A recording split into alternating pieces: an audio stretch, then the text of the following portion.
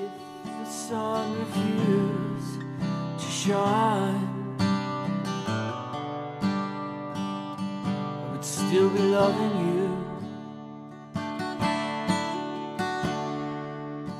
When mountains crumble to the sea,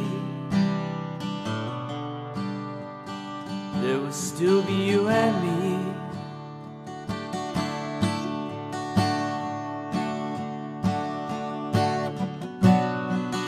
Kind of woman, give you my all. Kind of woman, nothing more. Little drops of rain, whisper of the pain, tears of love's lost in the days gone by. My love is strong. Okay, greetings my chess friends, and let us continue with our question and answer session. We have a game from 1933 which was played in Folkestone, which is a small town on the south coast of England in the county of Kent. I do believe there is also a Folkestone in Georgia in America, but this is just the one in England. With white pieces is Gorge Allen Thomas. He's quite a famous chess player, and he's beat some very, very strong players in his time, including Jose Raul Capablanca, the Cuban legend, and of course Sultan Khan of India, what was British India at the time. And with the black pieces is Mario Montichelli, beautiful sounding Italian name. So there's a king pawn opening this time, and it's e4, e5, knight f3, knight c6. Bishop b5, of course, is the Roy Lopez. a6, asking the bishop what it's doing on b5. Bishop goes back. Here black plays d6, which I think is the Steinitz defense, named after the German master Wilhelm Steinitz. Bishop takes, b takes c6, d4, and here's the first point of interest for us. Black plays the move f6. What do you think of this move, chess friends, f6? What does it tell about black's attempts in the centre? Well, if we consider the alternatives, let's put the move back. If we can say black plays, instead of f6, e takes d4. After the knight captures on d4, we can see that black has given up some space and control of the centre. There's no longer a pawn here on e5. And if we compare the two, this pawn here on e4 and this advanced pawn here on d6, we can see that this affords white more space. And what it means is that these squares that this pawn controls are further advanced than the squares which this pawn controls. And this gives white a slight advantage, because if you can hang a minor piece on one of these squares, like a knight, it's far more dangerous than a minor piece that seeks support in one of these squares. So we can see black's idea. He simply did not want to get what we call give up the centre, and he wanted to maintain a pawn on e5 or in the centre. If black plays something like c5, well, creates all types of weak squares. And if he tries something like bishop to d7, well, this bishop's very passive. His role is simply to guard this pawn. So he's prepared to accept a cramped position while trying to retain a pawn in the centre. Doesn't want to give it up. Here, white plays a very, very subtle move. Bishop to e3. Normally we develop knights before bishops. We learned this from Emanuel Lasker, who's world champion for I think 27 years. Develop your knights before bishops, but this is an instance where the bishop is developed first is a stronger move than developing the knight first. And I wonder if you can work out why. Why is bishop to e3 stronger than knight to c3? Well, I looked at the position for ages and ages and I could not work out why bishop to e3 was stronger than knight to c3, because it appeared to me simply to be a matter of a transposition. But in fact it has to do with white's or black's development. If you look at this bishop here, the only square it can go to at the present is e7, and on e7 it would be a terrible piece. What black would love to do is play a move like g6, bring this knight to h6, to f7 where it looks after this pawn on e4, and bring his bishop to g7. By playing the bishop here first to e3, white prevents this idea because the knight maneuver is no longer possible. For example, after g6, queen comes to d2 and the knight cannot reach this square and then this square. So it in fact prevents black's natural development.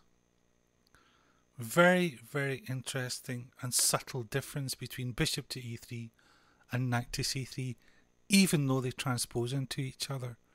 It's amazing that Gorge Thomas recognised this. Now knowing that his plans are thwarted, well, the knight must go to e7.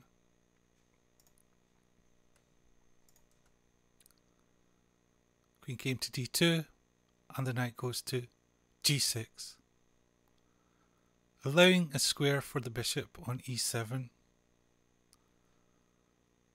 Knight then came to c3 and the bishop to e7. Look at this bishop, friends. What do you think of it? It's just like a giant pawn staring these other pawns in the back of the head. It's a terrible piece at present.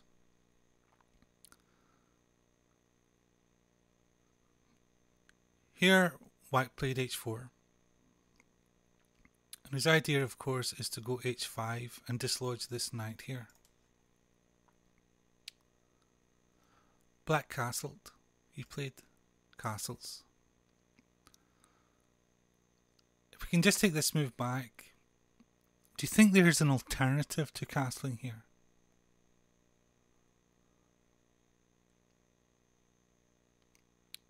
Well, we know that his plan is h4, h5.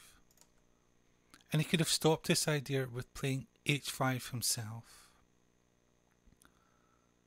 Okay, it creates some weak squares, but white also has a weakness here on g4. And after the plausible castling by white, black could play bishop to g4. If the rook came to g file, as it does in the game, queen d7, knight goes back to allow white to play the move f3, and the bishop could go back, and after something like knight to d3, black's position is okay. It's a little cramped, but it's better than what actually transpired during the game. But he never considered this alternative, and instead played castling.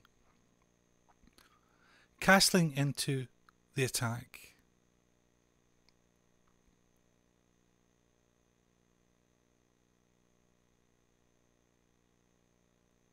h5 came, and the knight went back. Look at the position of this knight on h1. Look at the position of this bishop here. This is horrible. It's terribly, terribly cramped.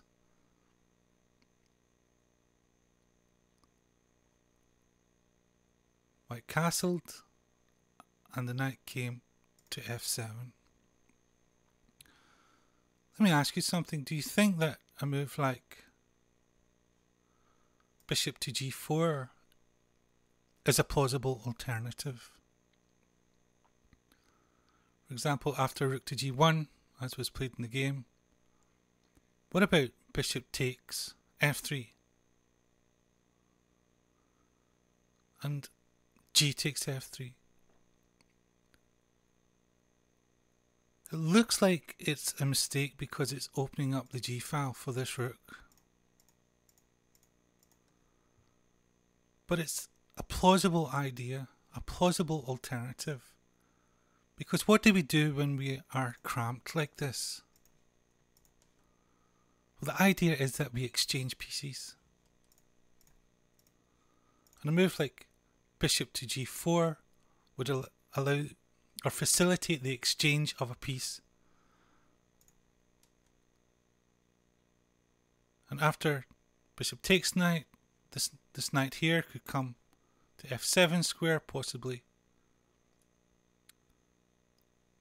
Black could try some idea, perhaps the knight coming here or pushing the f pawn.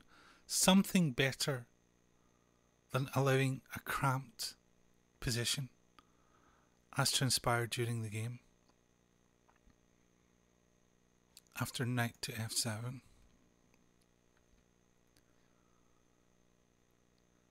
Rook came to the g file. Now what do you think White's idea is here?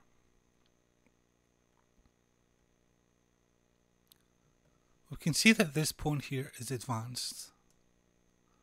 And White plans to play the move g4, g5, opening up lines against the king.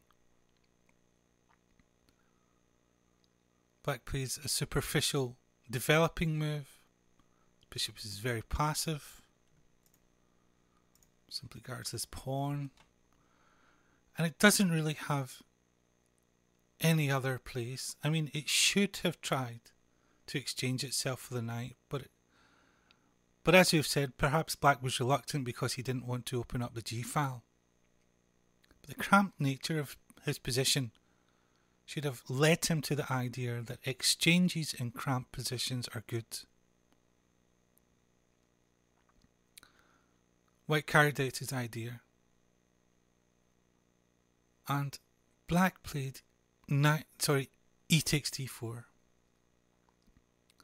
Now what do you think of this idea, e takes d4? We've already said that if you can play in the centre, you should play in the centre. But why is this idea doomed to failure in this position? And the idea, or the answer is that White's better development will be an advantage to him if the position opens up. See, Black is simply trying to create some type of diversion when he plays e takes d4, but White is better developed. And once the position opens up, the player who is better developed is in a better position to take advantage of the open nature of the position, because he has simply more pieces in play. So actually, rather than helping Black, he's creating his own downfall here by playing in the centre and opening up the position. Knight takes d4 was played, and the knight came to e5. And notice this is the only supported outpost for this knight. And it's not entirely safe, because once White plays f4, well, this knight will need to find a new home somewhere. Queen to e2, protecting the square and this point here. Queen went to c8 and knight to f5. And here Black played rook to e8. What do you think, chess friends, of the move bishop takes f5? Do you think it's working? Well, after g takes f5, you can see the g file is open, and this pawn here has no chance to advance. If it tries to advance 2 squares, it will get taken en passant. And once white manages to get this move in here, h5, h6, lines will be opened and the king will be feeling very uncomfortable indeed. So bishop takes is not a good alternative here. And black played rook e8. f4, as we've said, kicks the knight, and the knight goes back. And look just how cramped black's pieces are. It's minor pieces here.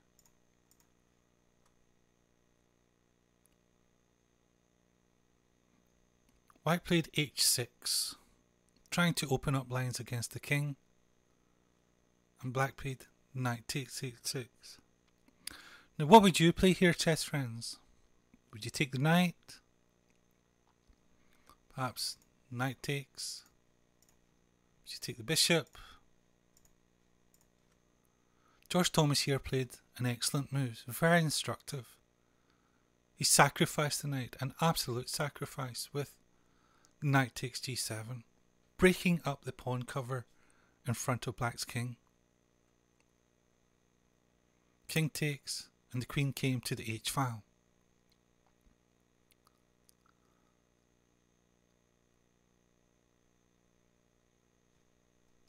Knight to f7 was played. The ice maiden came to h7, and she's staring the king right, looking into the whites of his eyes. King has a single square he can go to on f8. And here Gorge Thomas plays a very, very subtle and interesting move. He played the move f5. What do you think of this move, chess friends? f5. What is its purpose? Well, simply he is constructing a mating net. The art of checkmate is to deprive your opponent of squares that his king can go to. It's not to deliver checks. It's to create a situation where his king has nowhere to go.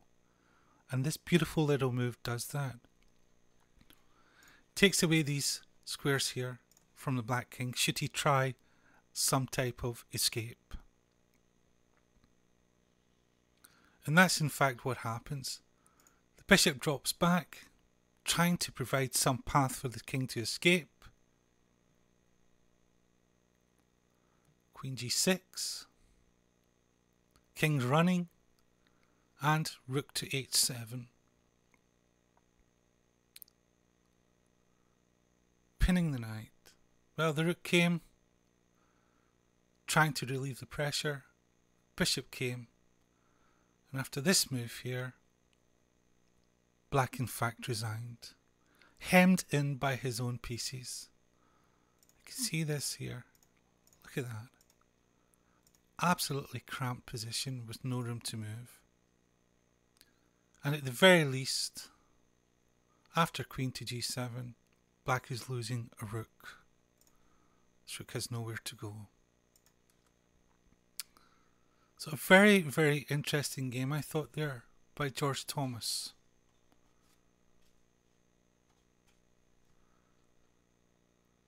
And we looked at some excellent ideas.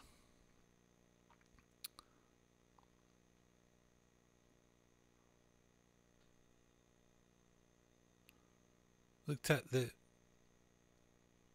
pawn configuration in the opening after this move f6, an attempt not to give up the centre but to retain a pawn in the centre, which resulted in a very cramped game. We saw the excellent move bishop to e3, which prevented, in a very beautiful and subtle way, black's natural and logical development. And we saw attempts to open up lines, and eventually a beautiful knight sacrifice. This move here, trying to create a diversion in the centre, but because white was better developed, it was doomed to failure.